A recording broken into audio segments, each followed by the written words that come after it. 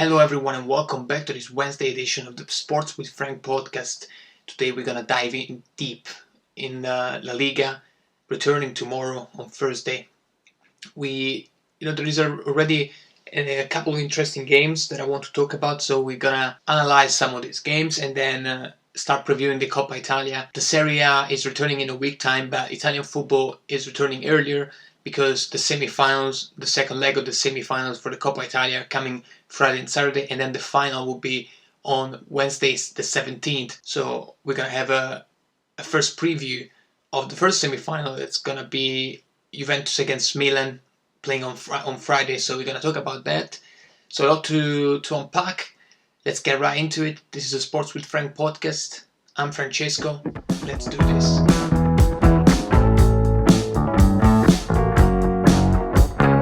Another league is returning in about 24 hours time. La Liga that we talked about on Monday, it's been very interesting to watch. The table is open for everybody. Up top there is the big fight between the classic giants, Barcelona and Real Madrid. But the Champions League race is everything to play for, with Atletico Madrid, Valencia, Seville, Getafe, Real Sociedad. So a lot of teams within very few points. And it's going to be very similar to what the Serie A will propose. The Bundesliga had fewer games, but the Serie A and La Liga are going to have about 12 games to play. So everything there for the taking for every team. So we're going to start analyzing those games, and let's get into the first one, the derby between Seville and Real Betis.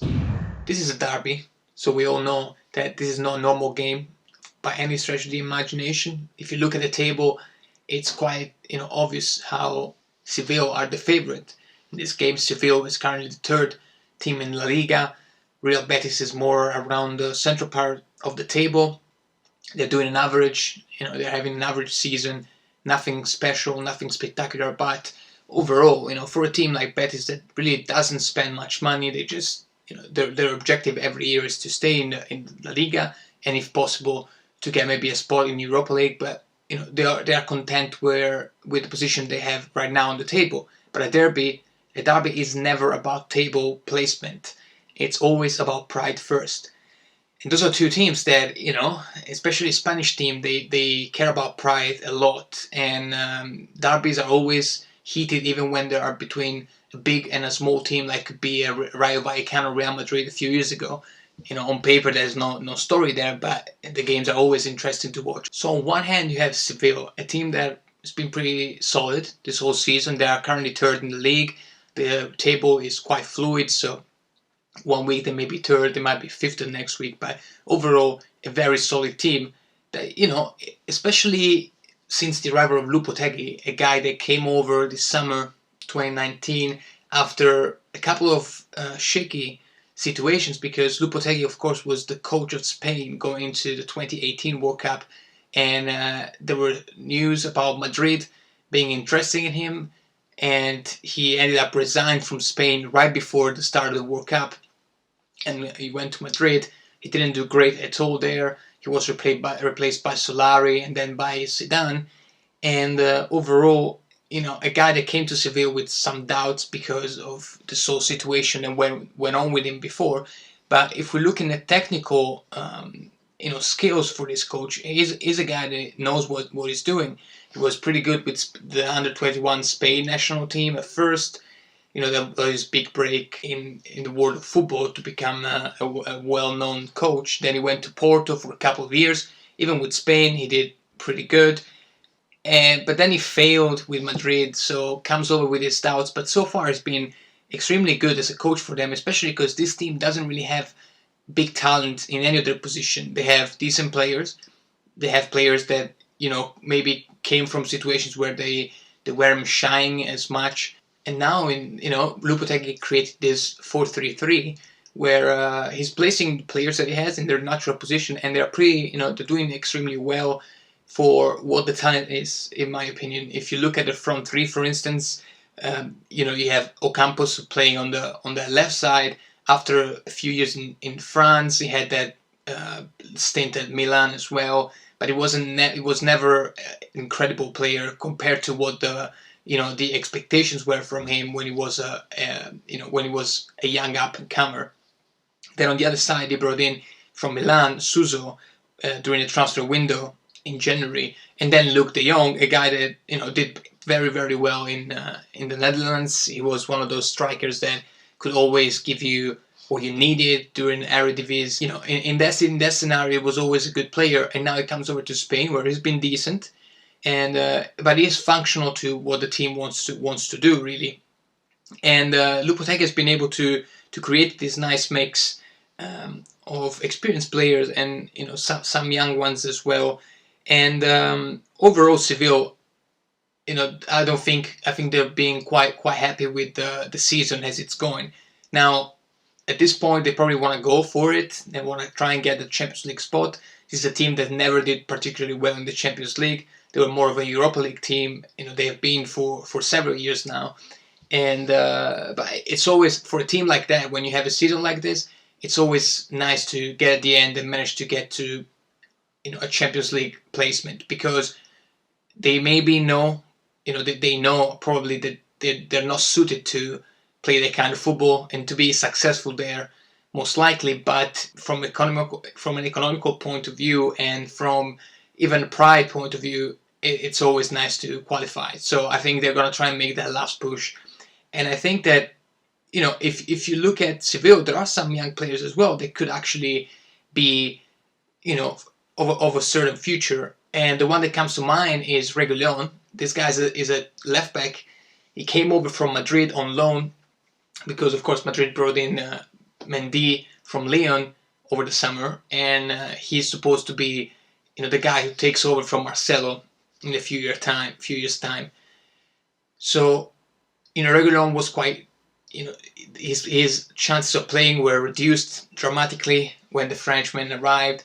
So he was sent to Seville, and for what I've seen of him, I think is probably, for Spain as well, is a very promising player. Now, I don't know if he's going to go back to Madrid. Maybe he is, because Real tries to get everybody back to the base and then maybe sell them a year later. But they're going to try and see how he does in that team. So maybe next year is not going to be at Seville. But I have a feeling that eventually, he could end up staying, especially because Madrid, could get some sort of buyback clause and will give him the chance to play in the Champions League if Seville were to qualify. So that's a guy that should be taken into consideration while looking at this team that, as I said, doesn't really have much young talent, but Reguilón is definitely one of them.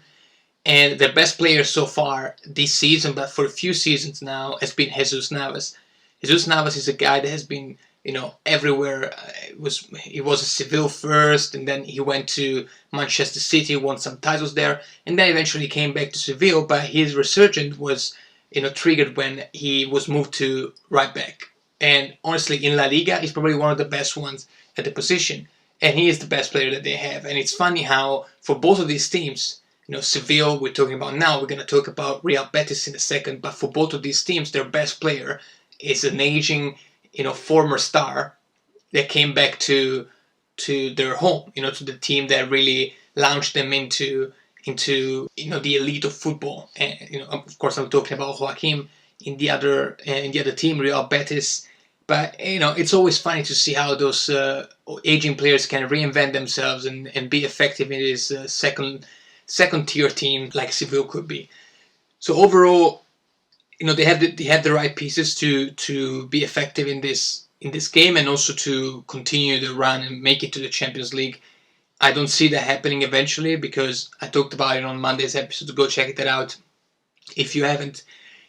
I think eventually it's gonna be Atletico Madrid, and then I don't want to spoil the surprise. Go see the other episode if you want to hear who I think is gonna qualify eventually. But I think Seville will make a run, and we'll see what happens there.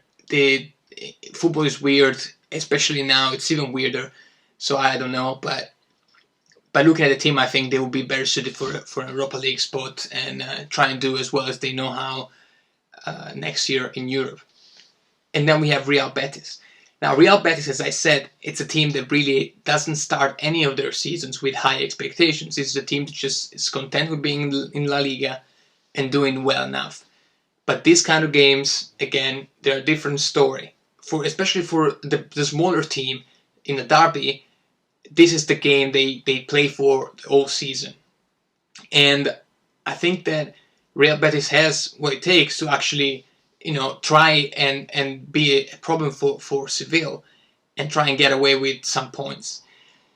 Now, this is another team that really, if you look at the talent itself, it's not like they are full of it. Like, they have some talent very similar to what Real Sociedad has. They have a lot of players that were supposed to be, top level players, but they never really lived up to their expectations. One of them is Canales. Canales went to Madrid when he was super, super young, and he was considered to be, the next Raúl there as the cam position, striker position, the next Guti even. But he never really panned out. After that, he started moving around, and now he seems to have found his perfect location there in at Real Betis. And then they have Fekir. Fekir is a guy that a few years ago, if I'm not mistaken, it was 2018. He was basically ready to join Liverpool. He was ready to go. It was actually a high fee. I don't want to say random numbers, but I'm pretty sure it was in the range of £50 million. So this was a high caliber player playing for Lyon and probably being the best player at that point for Lyon. And he didn't go through because of some medical issues. He failed his medicals at Liverpool, and eventually he didn't end up going to the Premier League. And the summer after, so 2019 actually, this past summer, he was transferred from Lyon to Real Betis for around 20 million euros, which again, you have to take this number into context because he was an expiring deal. His contract would expire in 2020, so Lyon had to sell him. He found a place in Real Betis, and he's been very, very good for them. This is a guy that, as I said, is not old by any means. He's still 27. He's going to be 27 at some point this year. And he has the means to actually, have a resurgence after this season. I think it was actually a smart move for him to go to Real Betis, because this is a team that's going to provide him for sure with the position, the starting 11 spot. And this is a league that could actually fit very well with his style of play. This is not a quick guy. He's not a guy that uses his speed to be effective. He's more of a tactical guy, good feet, incredible left foot. And La Liga is a place where technical players shine more than athletic ones. As we talked about Jesus Navas or Joaquin, just an example of how even when they get older, they still be effective because the speed of play is not like the Premier League. It's not even like this. It's not as tactical as the Serie A, but it's not even as free of playing like the Premier League, where athletic people and people that go fast and run for 2 hours straight, they could be much better than other leagues. In La Liga, if you're technical and if your technique is better than your physical ability, most likely than not, you're gonna succeed. And Fekir is one of these players. Like, he came over, had 22 appearances this season, 7 goals, 2 assists for a guy that plays basically as a striker for this team up top. And it's not bad. I mean, if you consider that he still has the time to probably make a move. I read some articles that were saying that Arsenal could go and make a bid for Fekir when the transfer market opens, because Dani Ceballos is supposed to go back to Real Madrid, and Fekir could make that leap in the Premier League eventually. Now, I don't think the Premier League would be the best league for him, but I'm pretty sure that if the Premier League came calling again, it's very likely that he's not gonna say no. And that's he's just an example of this young talent that Betis has, that really never panned out the way he should have, that could actually give you in games like this, that extra that you need, because these guys definitely have inside them what it takes to be a good footballer, and their career maybe didn't develop as good as they thought it would because of external factors.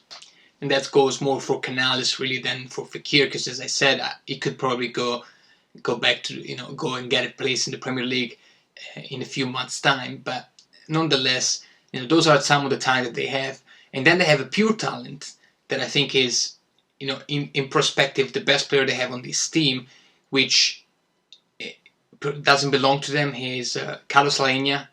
He plays for Betis now. He came over from Barcelona on loan in January. He's on loan there until the end of the season, so there is no option to buy or anything like that. So he's gonna go back to Barcelona at least at some point before maybe being shipped somewhere else. Aleñá is a guy that I saw him playing in the Champions League. He played against Inter in the last group stages for Barcelona, and he was very, very good. And I've seen him playing even before. He's one of these guys that for years we've been hearing that name from the Barcelona's Cantera, and I think he has what it takes to be a good footballer. I think physically he's imposing, good feet and good view of the field. He's in Barcelona's idea. He would have been an Iniesta replacement, which is something they've been looking for since Iniesta retired. But even a few years before that happened, because Iniesta, he started declining, he was still great because he was an amazing player. But they were trying to find a replacement, and Aleñá seemed like he could have been that guy from their Cantera. It didn't work out, at least he hasn't for now. But he's still very young, so it's nothing is lost for him. And I think that at Betis, he should probably play more than he is right now. The issue there is that Aleñá is really more of a mezzala, very much like what Iniesta was, playing maybe on the left side in a three-man midfield. He cannot do that at Betis because Betis play with a 4-2-3-1, a formation that basically, when they tried Aleñá there, they tried to put him as a left wing. And of course, it didn't really work out as good as it would if he were to play in midfield, because he doesn't have that extra speed to play on the wing. Now, I think if I were in Betis coach, I would probably change my team around to fit this guy in, because I think talent-wise he's probably the most talented guy in that team, even above Fekir. So we'll see if he, after this break, he comes back and he starts to play again in the starting 11. He hasn't played there for 3 games now, and so we'll see. We'll see what happens there, but that's definitely a guy to look, forward to, and kind of, if you can, to spot him on the pitch and see his movements. It's quite clear how he has, that Barcelona genes in him, that extra pass, in there in short spaces, in tight spaces. So it's very exciting prospect in my opinion, and I hope that Barcelona bring him in to make him, an active part of the roster and, a member of that starting 11 or even a sub, but more often than they had done before. And then the rest of the team around, there is some talent, some aging players, and Marc Bartra, another ex-Barcelona, went to Borussia, didn't really succeed there, came back, has been very solid for Real Betis, is a guy that, is the best defender in the team, like Real Betis. And then, of course, Joaquin, we talked about a bit before, a guy that seems like he gets better with age. And in a team like this, a guy like Joaquin can actually move the needle more than he could in a bigger team, because he has an experience, he has played everywhere, he has, tactically as well, and he's been very solid for Real Betis as a whole, because this guy is, for his age, he's 38 right now, and he put up a season of 8 goals and 2 assists in 26 games. For a guy at 38, that's pretty incredible, especially if you consider he's a winger. So, no great talent all around. They have some pieces that have the talent, but really need to to develop, like Fekir or Aleñá. But this game is going to be weird, because, as I said, derbies are already super weird in terms of deciding who's going to win or picking a winner. And after this break, you don't know what you're getting once you return. You don't know what the team look like. You don't know what the form is for any of these players. So even if I would say that Seville probably starts as a favorite, I wouldn't take it as for granted that they will come out with a victory, because I think Real Betis in this game is going to give 120%, because that's basically all they have left for the season to win this game, and then they'll be safe and sound there halfway through the table. And I think we're going to have a fun game, because the teams are going to be fresh, that's for sure. And I think both of them are going to have motivations. I mean, Seville still need to qualify for the Champions League. They can't lose any points along the way.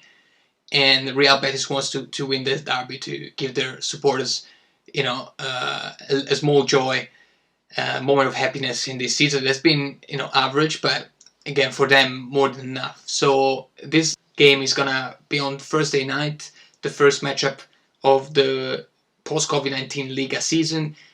And it's going to be a fun one to start with, that's for sure. Now, the second matchup I want to talk about is Atletico Madrid that goes into Bilbao to face off against Athletic Bilbao. It's a game that's gonna happen on Sunday at 1 p.m. UK time. Now that's already crazy to me because it's gonna be what, like 28 degrees. I don't know how they managed to play that game, honestly, but physical condition is gonna be everything, especially in a place like Spain where temperatures are extremely high even late at night, let alone at 1 p.m. in the afternoon. So that's definitely a reason to watch this game, regardless of who's playing, just to see how they react to the weather and just see how that plays out. But the game, as I said, is Athletic Bilbao against Atletico Madrid. Now, Athletic Bilbao is a team that I've liked forever.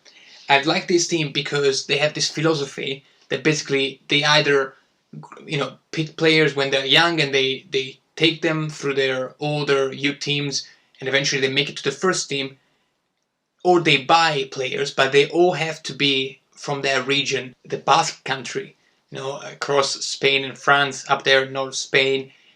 And that's something that always fascinated me, because in a world like the one we live in right now, where footballers are paid millions of pounds, you hear a guy getting transferred for 200 million and stuff like that. The idea that a team can be so competitive, because Athletic Bilbao, I mean, they've been forever in the Liga, and they've also done well in Europe. It's not like a team that's only every year they manage to stay up by an inch. It's a team that's been competitive. They won league titles before, and it's just incredible to me.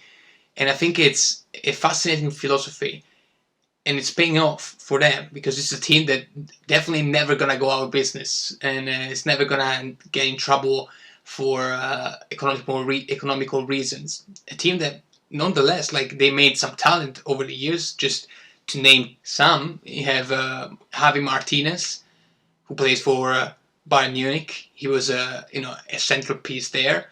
You have Laporte, who now plays for Manchester City, one of the best defenders in the world, came out there.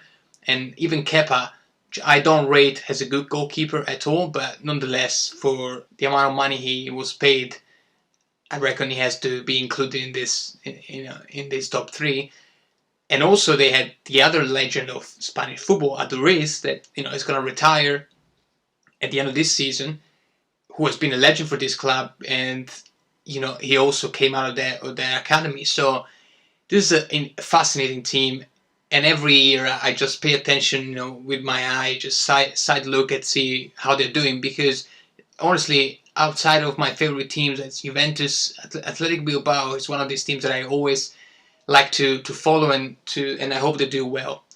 And I think this season has been okay for them. They're quite safe in the middle of the table, very similar to Real Betis, doing a bit better. I don't think they're gonna manage to make a push for Europe this season, because I don't think they have the means to do so either. But it's a nice team, and especially when they play at home. I know there's not gonna be any supporters, but playing up there in Bilbao, I think they can always do damage. So it's definitely a team that I'm going to be watching this weekend, because they play against a team in Atletico Madrid who beat them in the first leg. But Bilbao, in the first game of the season in August, they managed to beat Barcelona, and then they drew against Real Madrid. So against big teams, they've been doing very, very well. So this could be a revenge game for them. And this is a team that, honestly, they don't have that big talent like the ones I mentioned, Martinez or Laporte, but they have some solid players and some young talents as well. The main one that comes to mind when you think about Athletic Bilbao is, of course, Inaki Williams. He's probably gonna leave the club at some point. He's gonna be 26 this season, so this is the time for him to make the jump. But again, another solid season he's had. He plays as a winger. He already has 6 goals. Good average there. And then the other guy that's, people that follow football will know this name, because this was supposed to be one of the next Spanish superstar in Iker Muniain, who never really lived up to the expectation. Very similar to what Canales did, but with Muniain there was much higher expectation, he came out, he had like some important goals right away. I remember a goal against Barcelona. He started to be talked about like the next big thing, and again didn't really work out. He had a lot of injuries, and that kind of cut off his expectations. And I think he's probably gonna end up his career, finish his career as Atletico Bilbao. It's gonna be a legend for the club because he's been there forever. He has only played for Athletic Bilbao, so a nice career nonetheless. But he could definitely, it could have been more than what he actually is today. So overall, it's a team that has some solid talent. As I said, with this philosophy that they have, sometimes they strike big with Javi Martinez, but this is a team that is a solid team, but never really shines for that superstar, at least in the last few years. As I said, the best player now is Iñaki Williams. And the issue with Athletic Bilbao is that they have a good team now, but the young talent is not coming through like they expect them to be. So there might be some bad years for Athletic Bilbao ahead, but right now, the good team, the good players are still relatively young. They won't last long because they have guys like Aduriz retiring. They have Rahul Garcia. They're also gonna retire at some point. I mean, he's been in football forever. He's gonna be 34, and he's still a critical part of this team. And the Marcos and all these, Inigo Martinez, all these Spanish players that they were, they've been pretty good, but now they're going towards the down part of their career. So it's a team that's gonna have to rebuild at some point. And with the philosophy that they have, it's gonna be tough to be as competitive as they've been lately. But I think right now that they still have an important piece to stay stable if they manage to bring in young talent in the next 2 or 3 years.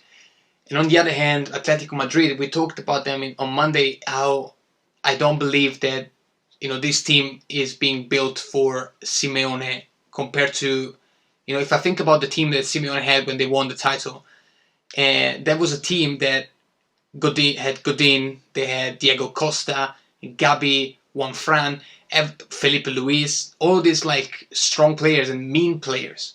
Not in a just in a football way. These are all players that they're gonna be aggressive all the time, and that was exactly what Simeone used to bring that team to success. Now with the years, especially Diego Costa went, Luis went. Eventually they came back, but they came back after a few years when they were already on their downside.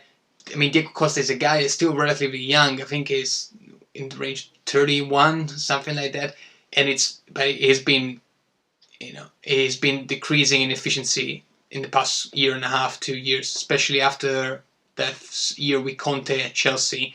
After the old drama, he hasn't been the same. And they brought in players that, yes, they're talented and all, because Renan Lodi I like, and even Saul, which is he came after that title and is now a player in that team that's critical for them. Morata, we talked about on Monday, how I don't see any aggressiveness in there at all. So they're replacing aggressive players that are perfect for the game plan that Simeone has with players that really are not shaped the same way. And I think that's why Atletico has been struggling lately. I mean, it's hard to say because they just came out. I say just, but the last game we remember of them was beating Liverpool at Anfield. Liverpool were European champion, and they went in. They played the perfect game, in my opinion, especially for the way it was planned by Simeone. It was a masterpiece. So it's hard to criticize this team, but I think, in single game, I think they can beat anyone. In a game like the one against Liverpool, I'm not surprised that they won. But I think in the long run, like a league is, they're gonna feel the effects of this, changing mentality in their players. So this team is, they're playing well, but I don't think they're anywhere close as good as they've been in the Champions League. I don't know why, but there's just something in those players that they have right now, Joao Felix or even Herrera. Herrera is supposed to bring in, the Mexican, aggressiveness that really didn't come with him. And so it's a team that's losing his best trait. And I think this game is going to be quite open. Athletic Bilbao has nothing to ask for. for the rest of the season. I mean, there is still 11 games to play, so they have every chance in the world to maybe make a run to get to a European placement. But I don't think they'll push too hard because, as I said, I don't think they have the talent right now to to be an efficient team even across multiple competitions. So I think they know that, and they're just gonna be content with being ninth, eighth in the table. But games like this, especially because Athletic Madrid is the only team that managed of the big three in Spain that managed to beat Athletic Bilbao in their first game this season. So I think Athletic will come with their revenge in mind, and then Atletico they need to win because they're not up there safe and sound with the certainty of being qualified for the Champions League yet, not by any stretch of the imagination. There's so many teams that could actually take their spot from Atletico. So both teams go in there with quite high motivations. And as I said for the other game as well, we don't know what we're getting. Could be Atletico could win 5-0, but I wouldn't be surprised if Athletic Bilbao won 5-0 because I don't know what to expect by any of these teams. Especially these teams that really have been up and down. It's not like a Real Madrid or Barcelona that you can actually make a guess. Those are teams that the form they're getting in when the league restarts tomorrow, it's everything that's going to count for at least the first few games. Because that's where, that initial push is going to be based on physical efficiency more than anything else. Eventually, I think, after 4 or 5 games, tactical arrangements are going to be more important. But right now, it's all about how they prepared for this return. So, I don't know. But I like to think that Athletic Bilbao will get their revenge and will get the 3 points on Sunday. Now, before we go, just the first preview of the Coppa Italia. They're playing on Friday, so I felt like giving it out today would have been the best option. So, people who are listening can go and check out some facts and stuff like that before the game. We finally have a date because it was, being moved from place to place. It was supposed to be on Saturday, then was moved to Friday. Nobody knew the time. We finally know that Juventus are playing against Milan in Turin Friday night at 9 p.m. Italian time, so 8 p.m. UK time. And this is an interesting game because the first leg was 1-1, and it was actually weird because Juventus went into their game after losing in the Serie A against Verona, which has been pretty good this season, but Juve are expected to win this kind of games, especially for the way the game was played with Juve, having the advantage. They scored the first goal, and then Verona came back and scored twice and managed to win the game. Juve weren't really doing well. They weren't sharp. They weren't. They didn't play the kind of football that Sarri wants to play. We haven't seen that kind of football yet at Juventus, but at the beginning of the season, especially until November, halfway through November, Juve had some impressive performances against Inter, the first game they played in Milan, the game against Atletico Madrid, both games really in the group stages. So they were convincing people and they were showing some signs. And between December and January, that kind of faded out, and the team wasn't really performing as well as they could have been. And against Milan, they went in that game after losing to Verona and really let the Rossoneri played, and they played much better than Juventus. And that's just plain and simple. I mean, I'm a fan. I support Juventus. I've supported Juventus since the first day I can remember. But I'm not gonna lie to you. I'm gonna tell you, Juve were dreadful in that game, and for some reason they couldn't really make plays. Like the only chance they had were some shots from outside the box. But Milan were more consistent, and in my opinion, they deserved to win that game because they played better. Now there was a penalty in the 92nd minute, and I mean, I'm gonna be objective here as well. People said it wasn't a pen. In my opinion, it was a penalty because the guy jumps up with his arms wide open. So that's a pen, 1-1. I think that was a lucky result for Juve because, as I said, I don't think they deserve to win. But that was 4 months ago. This game was played in February. Now we're going into a new season. And Juve, in the Serie A, there is no other team that has the amount of good players that Juventus has. Juve has potentially 2 teams that could fight for a Serie A title. And Right now, they had some injury problems in February and March. A guy like Khedira has been extremely underrated, by Juventus supporters and supporters of Italian football supporters in general.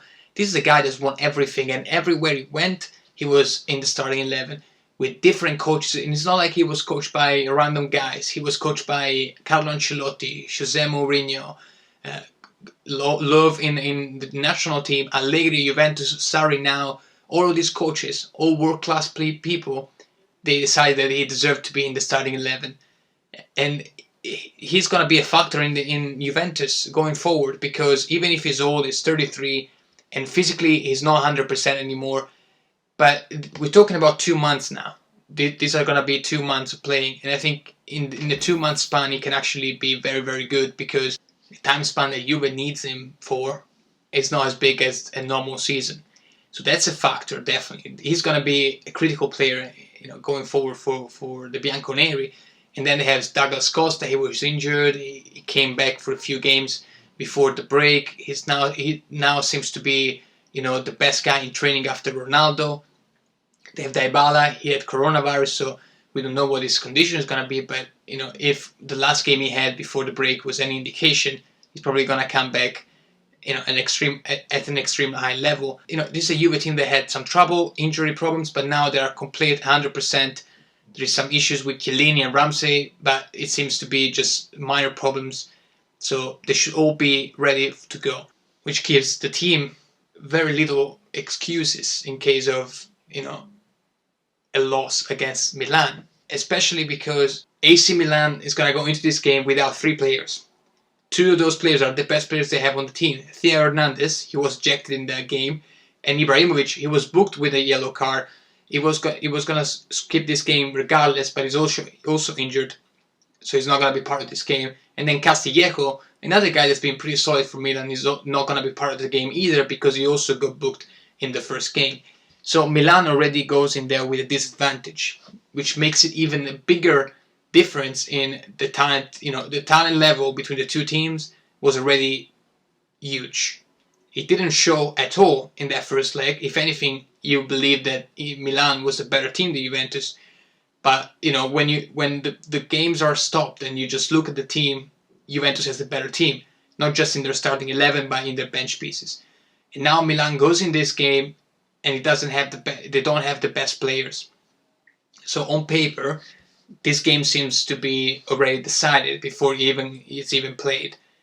But you also, as I said, you have to consider that we don't know what we're getting. We could get a Juventus that plays the long game.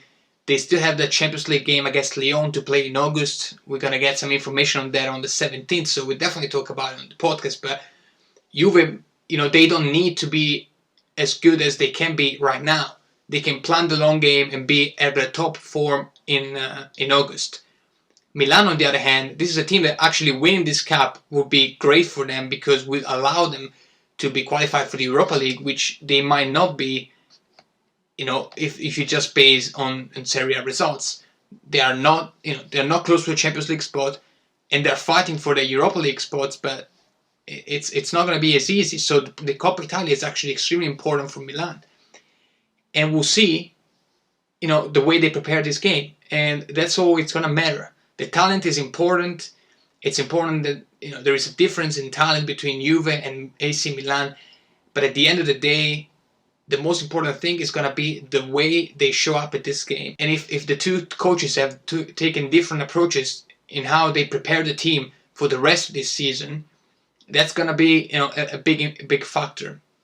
So I wouldn't say that Milan, starts the game and they already lost it without playing, because I think, if anything, they'll be better prepared to be efficient and effective right now compared to Juve. That, as I said, I think they're going to prepare the season as a marathon rather than a sprint, which Milan cannot do, because if they lose out on the Coppa Italia final, they won't be able to qualify for the Europa League unless something drastically happens in the Serie A table. So it's definitely gonna be a fun game, because honestly, I wouldn't know who will win this game for the reason I just said.